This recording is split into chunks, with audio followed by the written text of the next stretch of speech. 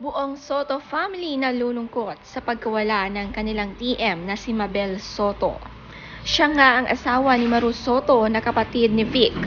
Binahagi ng bawat isa ang kalungkutan na nabawasan sila ng family members. Sabi ni Mark Pingles, "Paalam Tita M, love you, nami-miss na kita agad."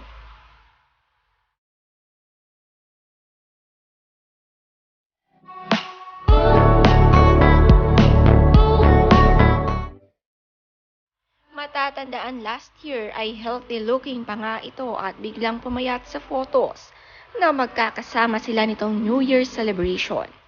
Sobrang sakit makita ang mag-amang Maru at Mara Soto sa pagkawala ng kanilang mama.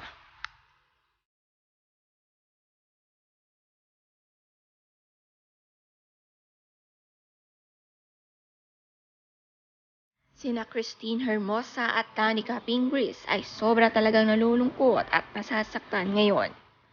Lalong-lalo na si Pauline Luna na close friend si Mara Soto. Tita M nga nila kung tawagin si Mabel Soto. Ang cute ng sideways photo ng tatlo, Mara at Pauline kasama ang picture frame ni Tita M. Talagang tinreasure nila ang lahat ng moments na sila'y magkakasama at sinulit ang mga panahon na ito.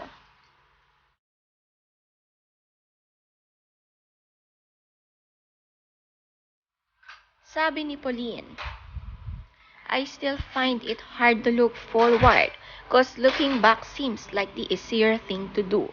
I love you, my ate. I pray that the Lord will turn this pain into peace because I know that you are with Him. I promise to take care of your family. Please do not worry anymore. Rest easy, my sister. Please watch over us." No words can explain nga ang pinagdadaanan nila ngayon pero nananalangin sila na maging peace na ang sakit na ito. Ganito nila kamahal ang kanilang TM. After Valentine's nga ang masakit na balita na ito kaya nabigla sila sa mga nangyari. Si Mabel Soto nga ay isang floral designer at matatandaan na present niya ang Pilipinas noong 23rd World Flower Council Summit in Ottawa. Kaya ang flower arrangement picture niya ay ganito, napakahilig niya sa mga bulaklak. Hindi naman nga ni-reveal ang dahilan ng pagkawala pero siya nga ay may sakit.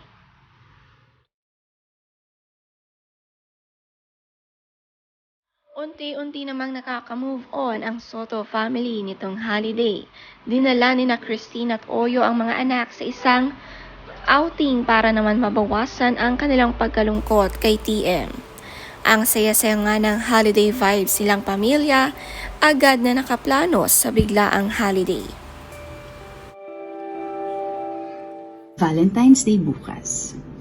Oyo asked me out. Oh, wow, parang high school. He asked me out on a date, kaya ito, kailangan natin magpaganda. I just want to share with you also, when you age, ang dami mo nang nararamdaman, especially pag ang dami mong anak, like me. So talagang it's a decision na kailangan natin gawin everyday to be healthy, talagang squeeze in yung time to work out and all that. Minsan, may konting panghihina na ng buto, ang dami mo nang nararamdaman sa joints mo, yung hormones mo nagbabago, ang daming kung ano-ano.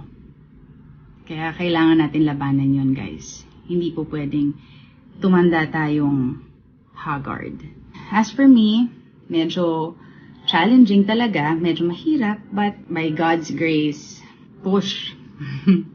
One of the things that I want to share with you, ako, I take collagen every day. It helps you protect your joints, your bones. It helps you for you to have good skin, good hair, nails mo. Ako, medyo weak ang nails ko, kaya talagang kailangan ko yan. Gut healing. Importante na healthy ang gut natin. If you're just curious what I use for collagen, this is what I use. So very, very convenient talaga para sa akin. Tsaka, shoot mo lang sa bag mo, diba? So there. And don't forget, always look good and feel good for your husbands kasi hindi natin napapansin pero nakukuha rin nila yung energy natin. O kayo, enjoy your Valentine's Day with your loved ones. Where are you going? Nito ring nakaraan na kapag Disneyland pa sina Pauline Luna kasama ang kanyang best friend at sila lamang ni Tali ang magkasama. Tinry nga niyang mag-solo flight na walang yayaring kasama at nakaka-proud na ginawa nila ito. Sabi ni Pauline, I honestly thought that I won't be able to do this with my best friend Cheska again. But it did, and it was made better because we had our little girls with us. Just like how our moms used to take us with them when we were Tali and Natalia's age. Taking this trip to Disneyland made our friendship deeper. It also made the girls bond better, and most importantly, it solidified our relationship with our daughters. Tired but definitely happy and fulfilling. I'm so glad we took this time to make beautiful memories. Memories that etch in my mind and heart forever.